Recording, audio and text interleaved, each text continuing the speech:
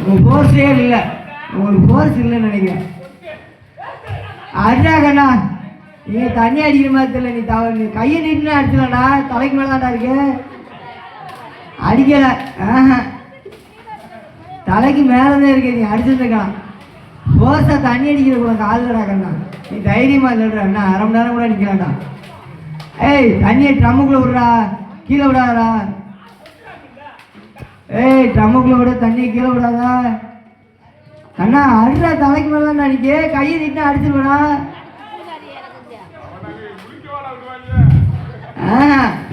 அவன் kabaddi player bus. எவ்வளோ நேரம் நின்று அறிவாங்கயா. மூர்த்தியம்மா, இல்லையா, உனக்கு ஒரு முடி கட்டியிருக்கேன். மூர்த்தியம்மா,